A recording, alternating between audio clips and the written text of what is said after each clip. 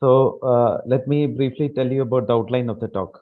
So the target audience is a hemodialysis personnel, nurses, technicians, and students. So we are trying out a new format this from this presentation onwards. It will be something like a question and answer format. And my primary references are Doggerdas, the Handbook of Hemodialysis, fifth edition, Oxford Handbook of Hemodialysis, and up to date. So the question one, why do we need anticoagulation during hemodialysis? So this is a problem if you don't anticoagulate the patient. So you can see the dialyzer as well as air tubings, air traps, bubble traps. So it goes as an increasing scale, like when the blood floats within the bubble traps. So grade one, there is no detectable clotting. Grade two, there will be minimal clot formation, like just like a fibrinous ring forms, like this shows a fibrinous ring. Then grade 3 will be something like a clot formation up to 5 centimeters, but dialysis might still be possible. Grade 4 is real trouble, like the complete occlusion of the air traps of dialyzer rendering dialysis impossible. So it is the answer is very clear why we need anticoagulation during dialysis. So if the dialysis the filter is absolutely anticoagulated, you will get no coagulated fibers. Light pink, pinkish appearance, maybe more than 100 coagulated fibers will be coagulated. Then uh, here it may be even more. Then if it is totally coagulated, it is difficult to dialyze or impossible to reinfuse. So this is what happens. So the answer is very clear. So if you want a good dialysis, good adequacy and clearance during dialysis, we need a good anticoagulation to happen. So what are the signs of clotting in the extracorporeal circuit? One is extremely dark blood, shadows or black streaks within the dialyzer, forming of the dialysis of the blood with subsequent clot formation in the drip chambers and venous tract, rapid filling of the transducer monitors with blood, tethering. Tethering means blood in the post-dialysis venous chamber that is unable to continue into the venous chamber and it falls back into the line segment. And presence of clots in the inflow dialyzer header. So these are the signs of clotting uh, in the extracorporeal circuit. So before I go to the subject proper, you should have a brief understanding of the coagulation pathway, because if you want to know where all these drugs act, you should have a just a bird's eye view of the coagulation pathway. So there are two pathways. One is the tissue factor or the extrinsic pathway. The other is the contact or the intrinsic pathway. Both factors are equally important in creating a clot. So the tissue factor starts at factor 7, and you can forego all the factors. You ultimately have to remember these three steps. One is conversion of 10 to active 10A. 10A converts prothrombin to thrombin. Prothrombin is also the thrombin is a factor. It's also called factor 2. Thrombin converts fibrinogen into fibrin. Once a fibrin forms, the fibrin stabilizes and forms fibrin polymers and gets adhered to the platelets, and it forms a platelet and a clot plug. And the intrinsic pathway starts with the contact activation. The negative charge on the surface of the platelets activates factor 12, and the factor 12 converts into iron 11. All these factors are involved. And again, finally, it terminates in conversion of 10 to 10A, prothrombin to thrombin, and thrombin converts fibrinogen into fibrin. So just briefly understand there are two pathways. The most important steps are 10 to 10A, prothrombin to thrombin, and the thrombin converts fibrinogen into fibrin. So these are the major pathways. So you are giving heparin and still the circuit clots. So always don't blame heparin. There are other reasons for clotting also. One is dialyzer priming. Like if there is an improper priming and you have retained air in the dialyzer due to poor priming technique, inadequate priming of heparin infusion line. If there is a king of the dialyzer outlet bloodline, then that's a problem. Then if there is a problem with the vascular access, like an inadequate blood flow due to a needle or a catheter positioning, excess access recirculation due to tourniquet position or needle position, frequent interruption of blood flow due to machine alarms, all these can trigger clotting. So the problems, why the blood clots, this is the second question. Why does the blood clot? So basically, you have to remember that the patient with CKD has got an intrinsic prothrombotic tendency. So prothrombotic means the patient, the blood of the patient always has a tendency to float. So that is intrinsically there, and the blood is taken and it is exposed to a wide variety of thrombogenic material that can lead to floating of the blood.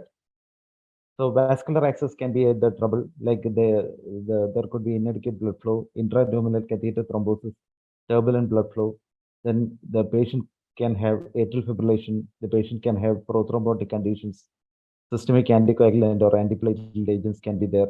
So all these can lead to thrombus. Then hemoconcentration, the blood-related factors, like if the blood flow, if there is frequent interruptions due to machine alarm, hemoconcentration, platelet dysfunction, if you transfuse blood products during dialysis, or the dialysis-related, like bioincompatibility of the dialyser membrane, retained air in the dialyser due to inadequate priming, then blood tubing related factors like blood air contact in air detection chambers, all these all these factors can lead to floating in the extracorporeal circuit. So the third question is, in almost all the centers, what the commonest drug that we use is heparin. So you should know how heparin works. So heparin, remember the three factors like the thrombin, activated factor 10, and activated factor 11.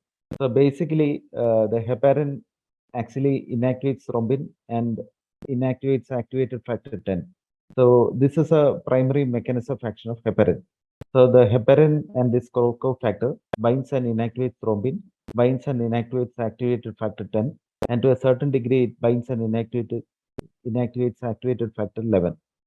So ultimately it leads to decreased activity of the thrombin, and decreased thrombin activity will lead to uh, uh,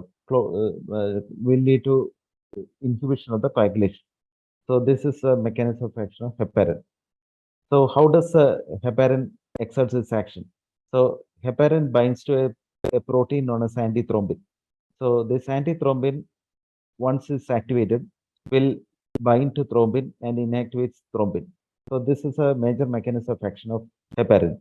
So this is heparin. Heparin, when heparin binds to antithrombin, it leads to a conformational change in the antithrombin.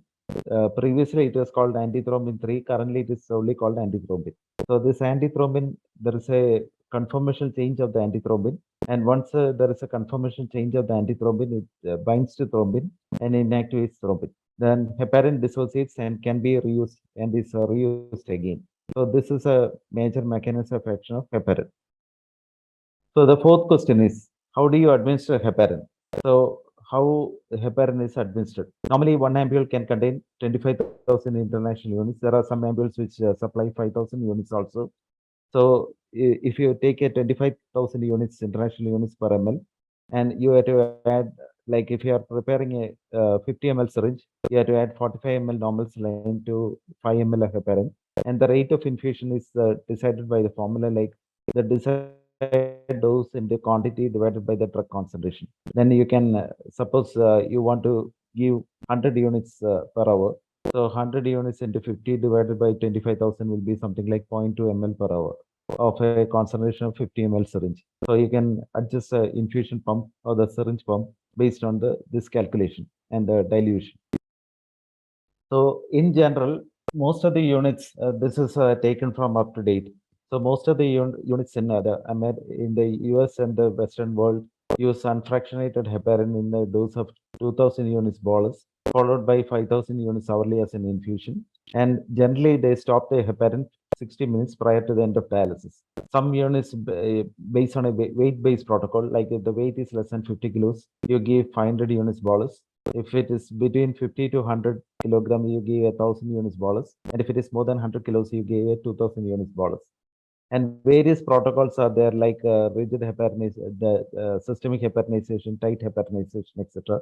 But the unit policies and the protocols are highly variable, and it is recommended that you follow the policy what is used in your dialysis unit and adhere to it and stick on to one policy, because if you change policies and if you alter the policies and the dosing schedules, this is a drug which if you are not useful and not careful in using judiciously can lead to a lot of problems.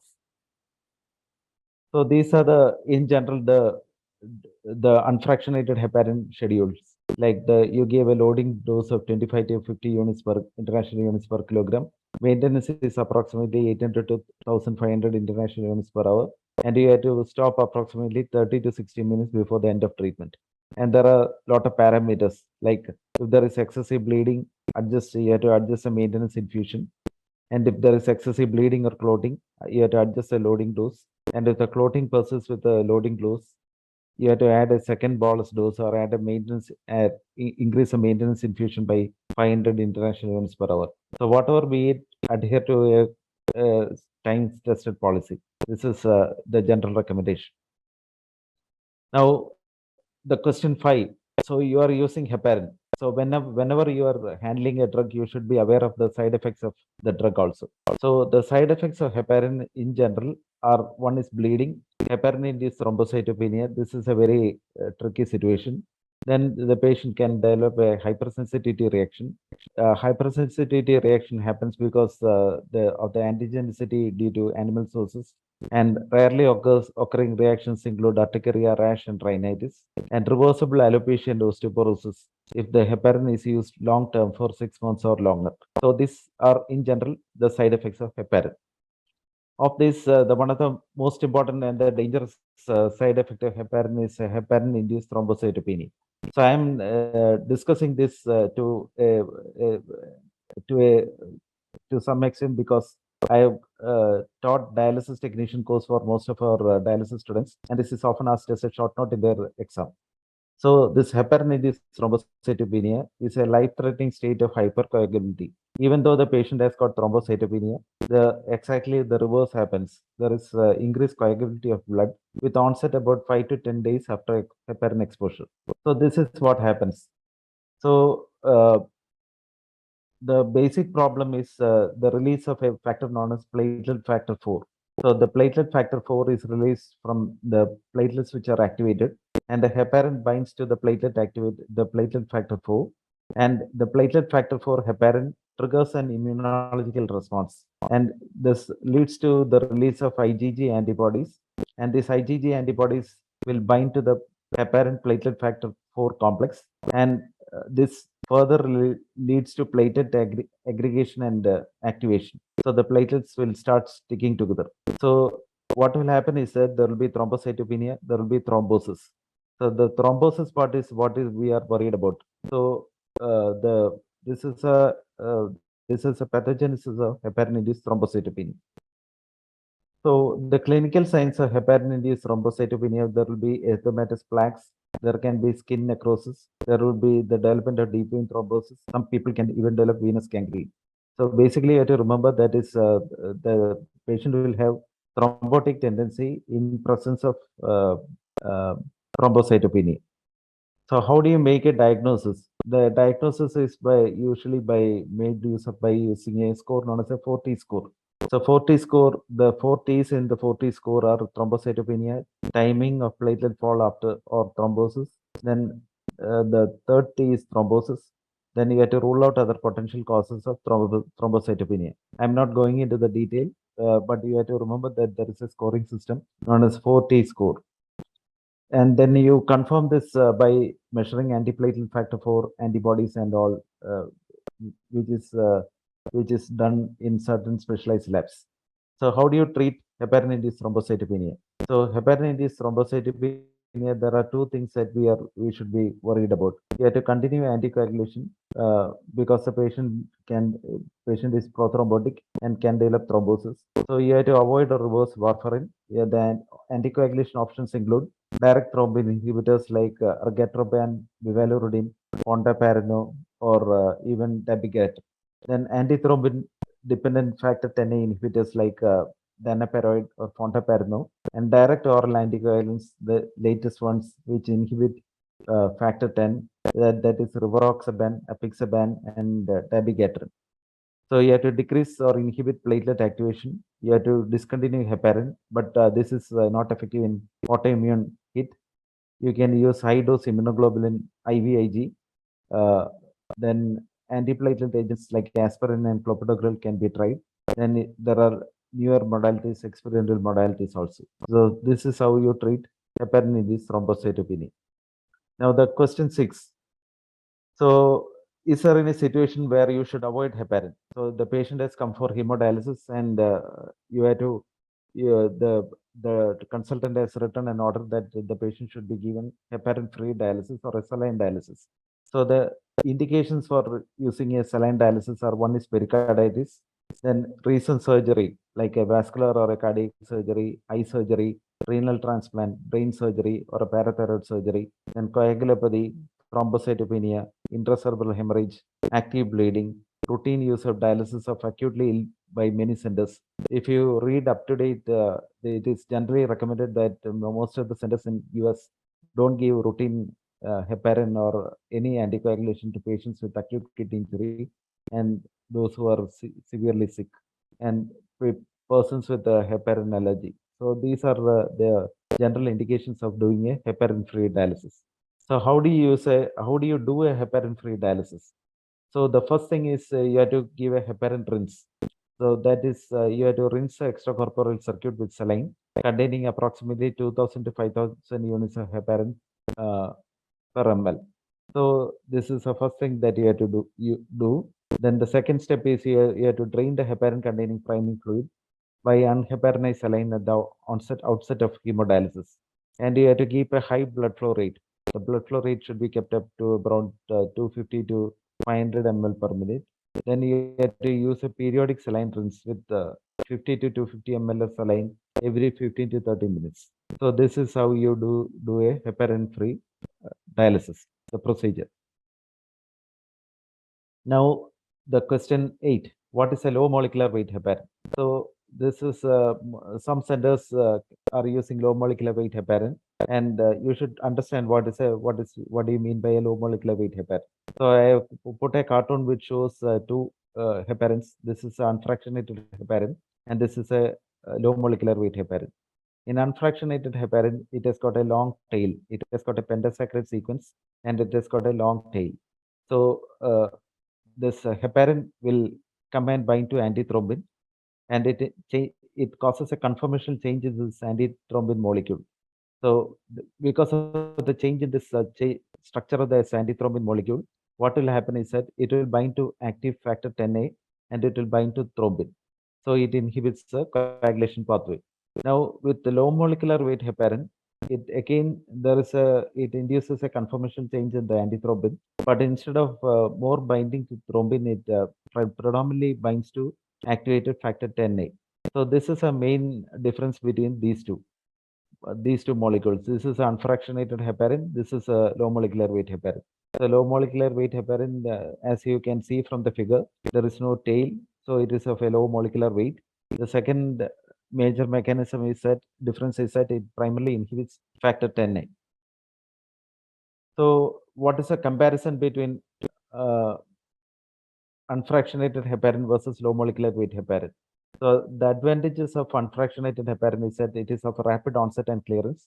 Anticoagulation can be easily monitored. It can be safely given in renal failure, and the effect can be rapidly reversed with protomy. The disadvantages is that the frequent monitoring is required, and there is a tendency for developing heparin-induced thrombocytopenia. Then, with regards to low molecular weight heparin, and the route of administration can be intravenous or sub-Q. Low molecular weight heparin it is sub-Q only, and the advantages is that it has got a longer duration of action when administered sub-Q. And lab monitoring of anticoagulation effect is generally unnecessary, and the dosage response and the response is generally predictable. And the disadvantages is that it is relatively contraindicated in renal failure. However, you can use a dose adjustment. Then no one knows what exactly is the dosing in morbidly obese patients. And if you need to monitor, you have to monitor what is known as a factor 10A levels. And the risk, again, it can develop, the patients can develop heparin-induced thrombocytopenia. And there is no conclusive data whether the risk is equal to or lower as compared to unfractionated heparin, and the less easily reverse the toxicity is less easily reversed with protamine.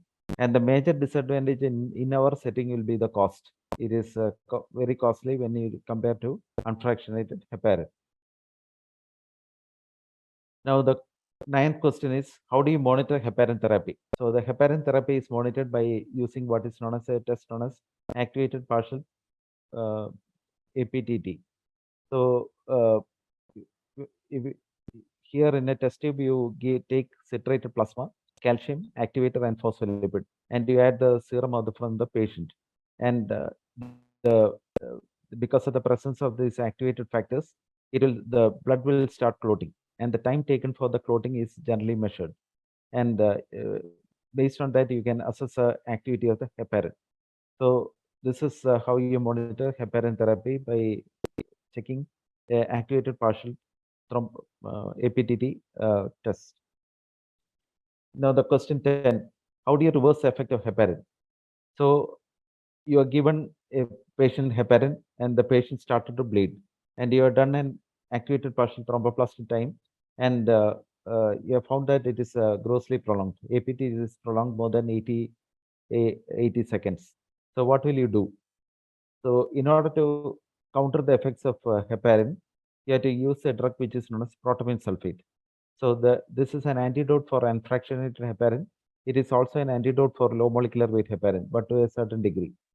So this is a protamine sulfate, and what protamine sulfate does is that it binds to heparin, and it forms a very strong complex with heparin. So once it binds to heparin, the heparin is no longer freely available to inhibit thrombin. So this is a mechanism of action of protamine sulfate. So the protamine sulfate forms a complex with heparin, and it inactivates heparin by forming a very strong complex with heparin. So protamine sulfate has to be given by intravenous infusion, and the infusion rate should be set. And one of the complications is that it can cause bradycardia and hypotension. So often you need a cardiac monitor and a very careful monitoring also when you give protamine sulfate. Now the question 11, what is a regional citrate anticoagulation? So some centers use regional citrate anticoagulation to prevent clotting of the blood in the extracorporeal circuit. So this is a basic principle of regional citrate anticoagulation.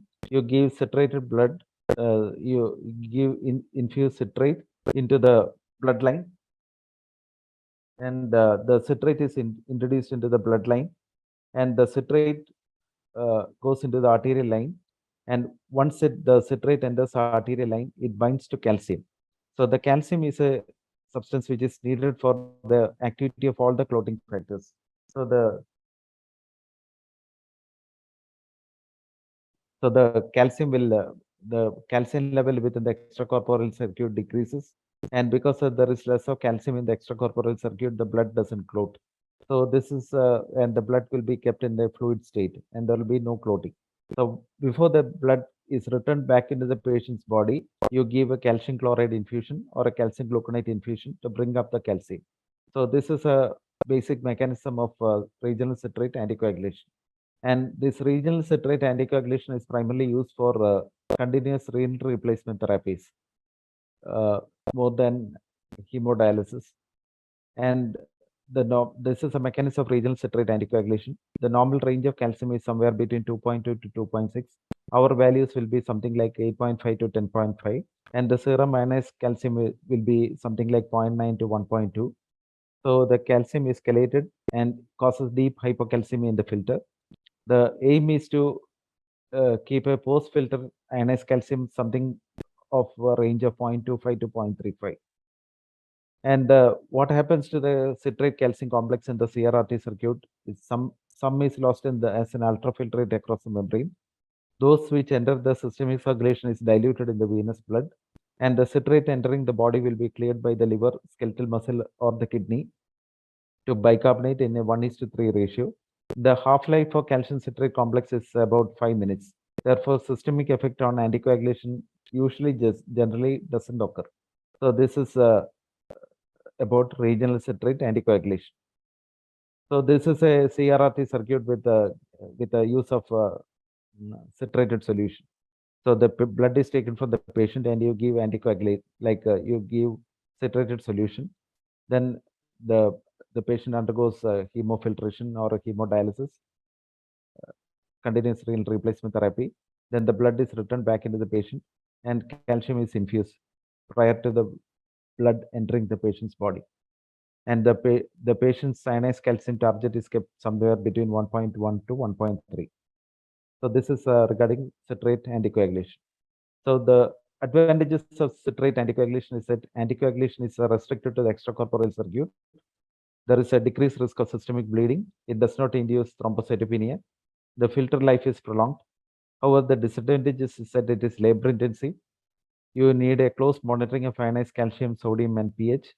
There is a wide variety of metabolic complications can happen, like metabolic alkalosis, hypernatremia, and hypocalcemia. And the one which restricts our regular use is the cost. So this is regarding regional citrate anticoagulation. So now coming to the question 12.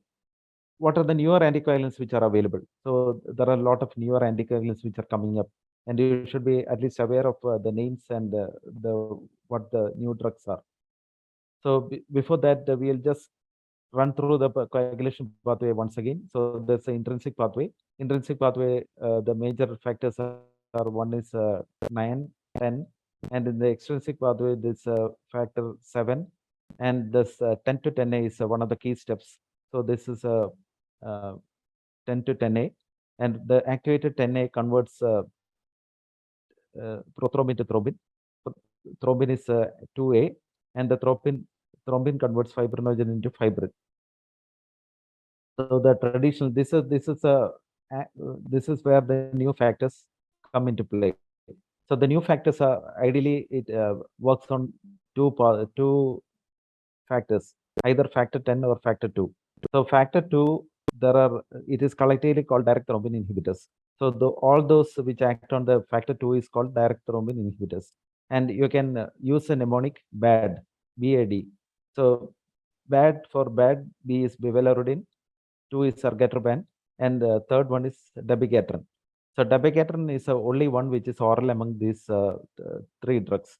The other two are given intravenous. So these are the direct thrombin inhibitors. So this act on the factor 2A. Now those factors, those newer drugs which act on factor 10A, they are all called direct oral anticoagulants, or these are the direct ones. And the usual drugs which are used as rivaroxaban, apixaban, edoxaban. So edoxaban is not given in the table. Then fondaparinone has got an indirect action. So these are the newer anticoagulants which directly act on factor 10A. So this cartoon summarizes a general anticoagulation options for standard 4-hour hemodialysis session. So this is what we generally use. That is unfractionated heparin. Then you can use low molecular heparins like enoxaparin, ensaparin. All these drugs can be used, and this has to be monitored by looking at the activate anti-factor 10A levels. Then argatroban and bivalirudin. These are the two drugs which are useful in heparin-induced thrombocytopenia, and these are the ones which are given. And argatroban is one drug which has to be used with care in patients with liver disease. Then danaparoid also can be used, fondaparinose, citrate infusions. Citrate we have discussed in detail. Citrate requires specialized dialysate, hypocalcemia, hypomagnesemia. There is a risk of citrate toxicity, metabolic alkalosis or acidosis can happen. Then nafamostat, mesylate, all these are drugs which are useful in anticoagulating the blood in the extracorporeal circuit.